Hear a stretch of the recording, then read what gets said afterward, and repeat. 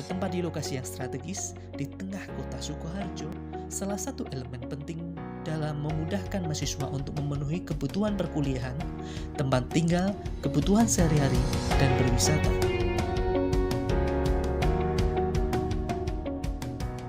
Program studi pendidikan yang menciptakan tenaga profesional siap kerja untuk membantu individu yang memiliki masalah pribadi, hubungan sosial, belajar, dan karir.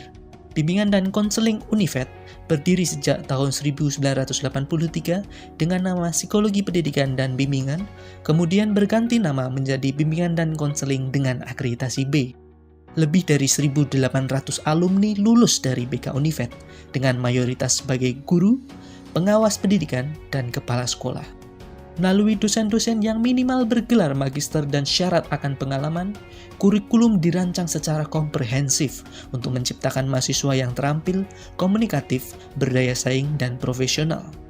Beberapa kegiatan perkuliahan yang dilakukan dalam menumbuhkan dan mengembangkan profesionalitas mahasiswa antara lain layanan klasikal, konseling individual, konseling kelompok, bimbingan kelompok, instrumen tes dan non-tes, pengembangan media, seminar dan workshop BK, dan pengadministrasian.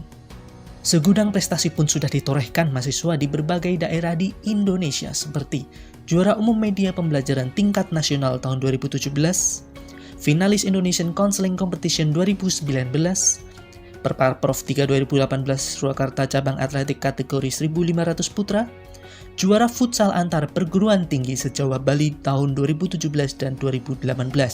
Munculnya prestasi salah satunya dipengaruhi oleh terpenuhinya fasilitas dari bimbingan dan konseling seperti laboratorium bimbingan dan konseling terstandar, ruang micro teaching terstandar, ruang kelas yang nyaman, perpustakaan pusat dan prodi yang memiliki lebih dari 8.000 koleksi buku cetak maupun elektronik, ruang dosen, dan unit pengembangan karir dan alumni.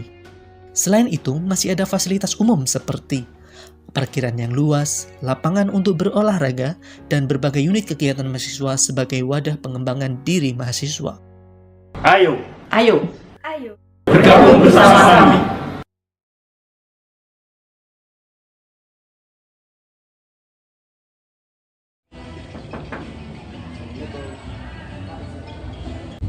Silakan duduk Mas Budi. Baik, Pak. Silakan.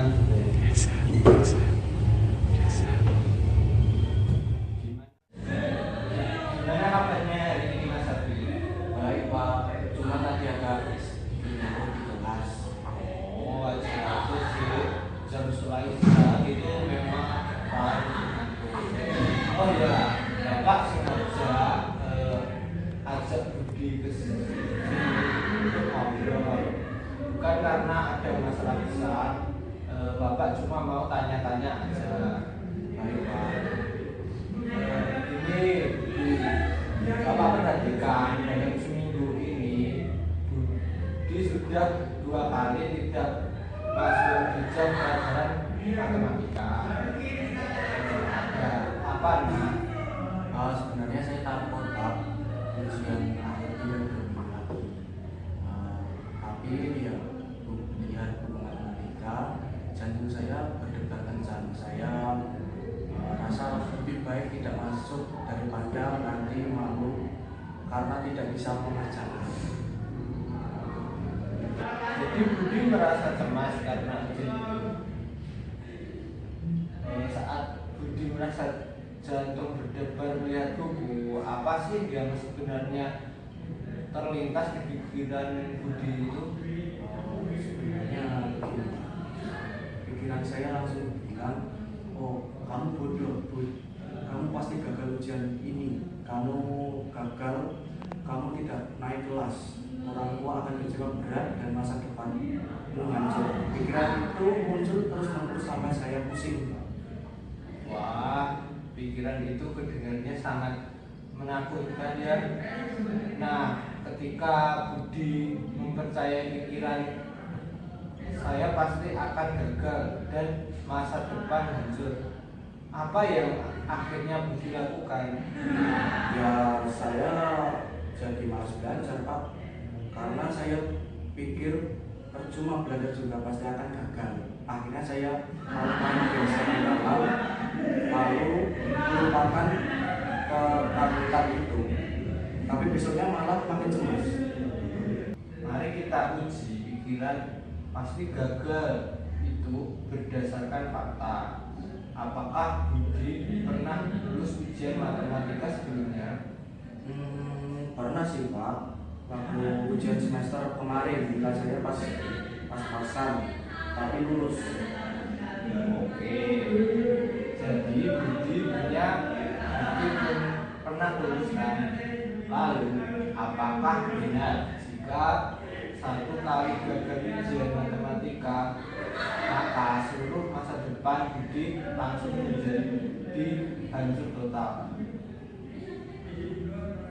Ya kalau dipikir lagi mungkin tidak langsung hancur sih Pak, masih ada remedial atau cara lain, tetapi tetap saja saya merasa takut oleh orang tua saya, dan saya tidak mau membuat orang tua saya kecewa.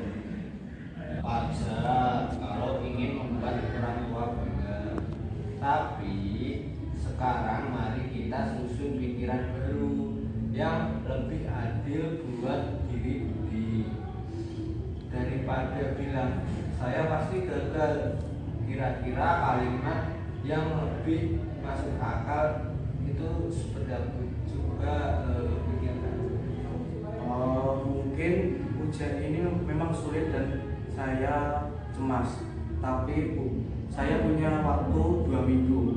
Kalau saya mulai belajar yang mudah dulu, peluang saya untuk lulus lebih besar daripada saya tidak belajar sama sekali. Bagus. Bagaimana perasaan Budi kalau mengucapkan kalimat itu? Sedikit lebih lega sih Pak, bebannya tidak seberat tadi. Bapak senang mendengarnya.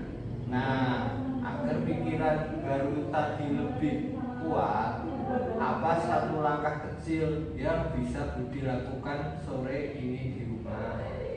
Mungkin saya akan buka buku matematika dan mencoba mengerjakan 2 atau 3 soal dulu saja Pak. Tidak usah semua, yang penting mulai dulu.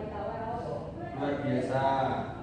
Bapak beri tugas ya, setiap kali pikiran saya bodoh, tulis di buku kecil dan lawan dengan kalimat yang kita buat tadi.